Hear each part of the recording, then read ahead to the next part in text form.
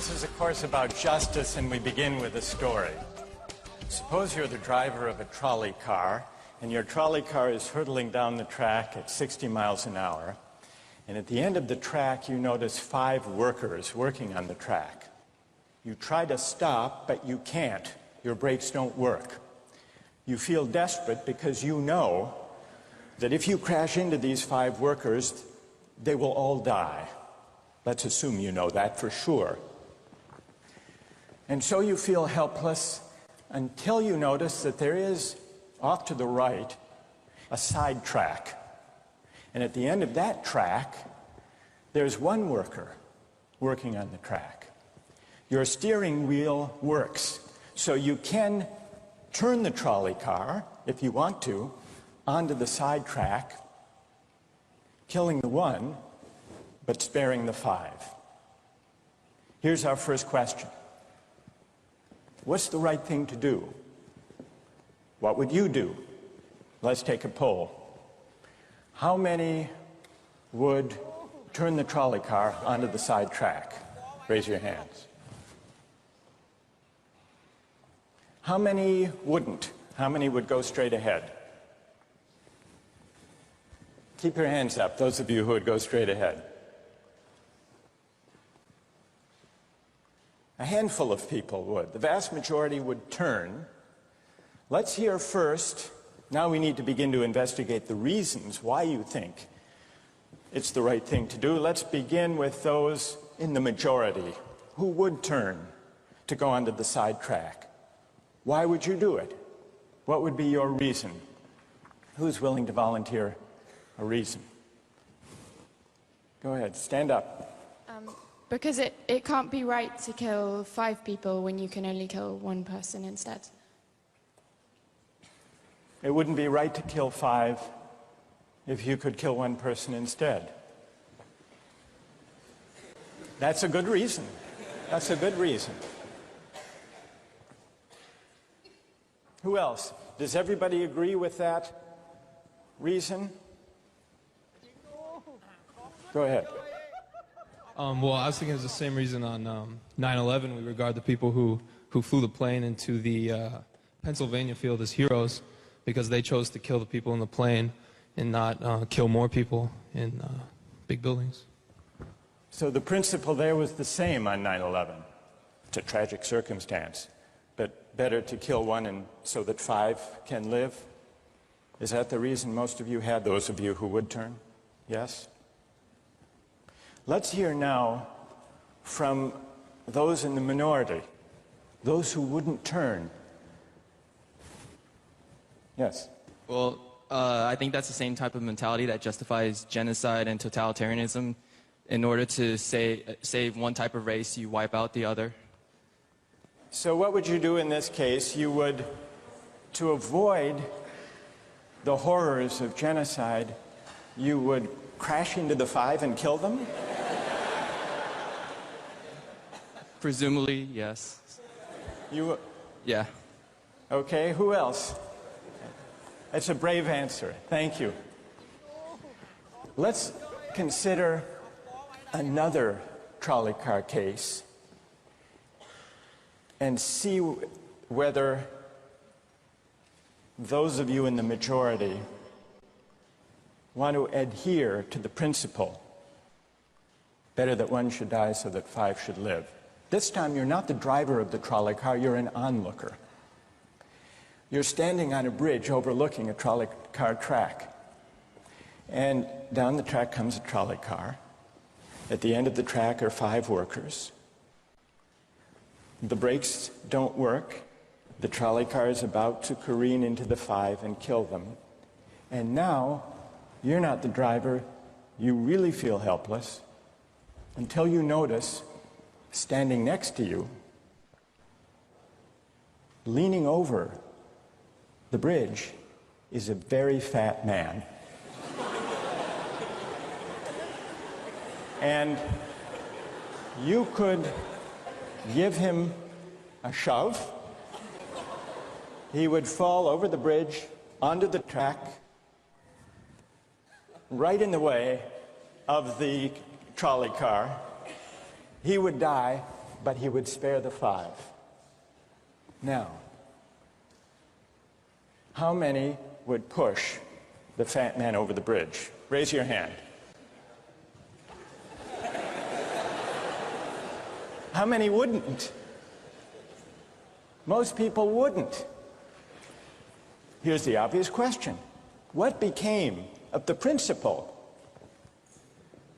Better to save 5 lives even if it means sacrificing 1. What became of the principle that almost everyone endorsed in the first case?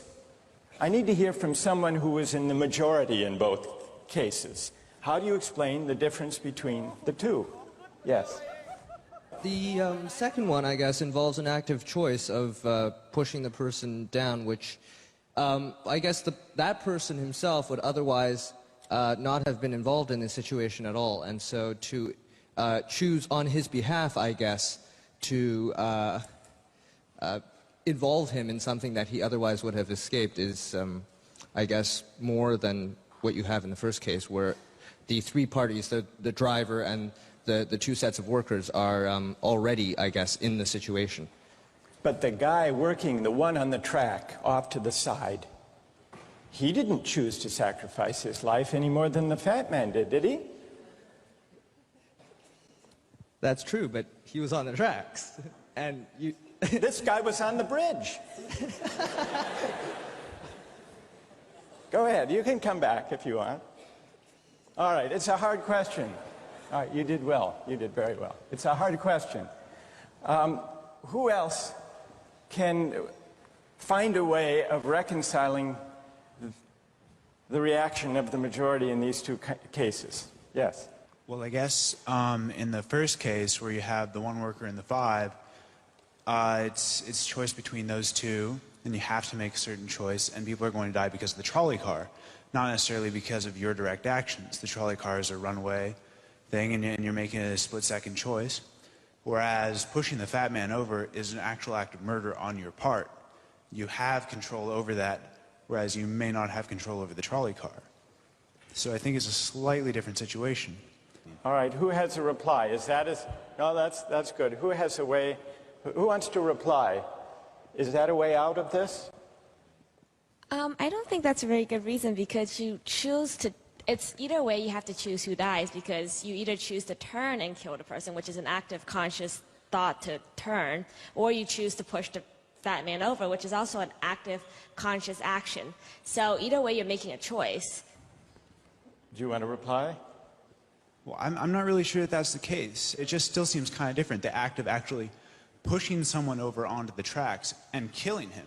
You are actually killing him yourself. You're pushing him with your own hands. You're pushing him. And that's Right. different than steering something that is going to cause death into another. You know, it doesn't good. really sound right saying it now. No, it's good. But I'm up here. It's good. What's your name? Andrew. Andrew. Let me ask you this question, Andrew. Yes. Suppose standing on the bridge next to the fat man, I didn't have to push him. Suppose he were standing over a trap door that I could open by turning a steering wheel like that.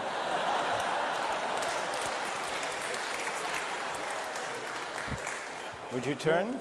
For some reason, that still just seems more wrong. Right? I mean, maybe if you accidentally like leaned into the steering wheel or something like that. But or say that the car is hurtling towards a switch that will drop the trap. Then I could agree with that. Fair enough. It still seems wrong in a way that it doesn't seem wrong in the first case to turn, you say. And in another way, I mean, in the first situation, you're involved directly with the situation. In the second one, you're an onlooker as well. All right. So you have the choice of becoming involved or not by pushing the fat man. Let's forget for the moment about this case. That's good.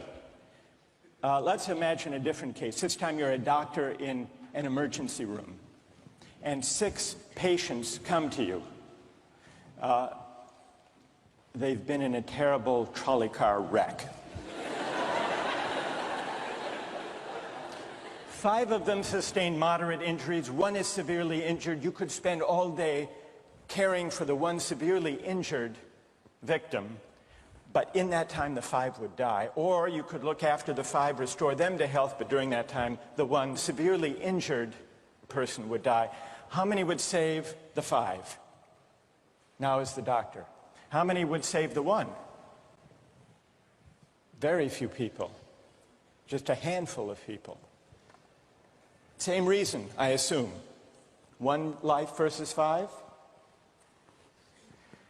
Now consider another doctor case. This time you're a transplant surgeon, and you have 5 patients, each in desperate need of an organ transplant in order to survive. 1 needs a heart, 1 a lung, 1 a kidney, 1 a liver, and the 5th, a pancreas. And you have no organ donors. You are about to see them die. And then it occurs to you that in the next room, there's a healthy guy who came in for a checkup. And he's... You like that? And he's taking a nap. You could go in very quietly, yank out the 5 organs, that person would die. But you could save the 5. How many would do it? Anyone? How many? Put your hands up if you would do it.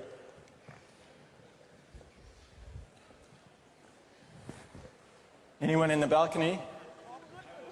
You would? Be careful, don't lean over too much. What? How many wouldn't? All right, what do you say? Speak up in the balcony, you who would yank out the organs. Why? I'd actually like to explore a slightly alternate possibility of just taking the 1 of the 5 who needs an organ who dies first, and using their 4 healthy organs to save the other 4. That's a pretty good idea. That's a great idea, except for the fact that you just wrecked the philosophical point.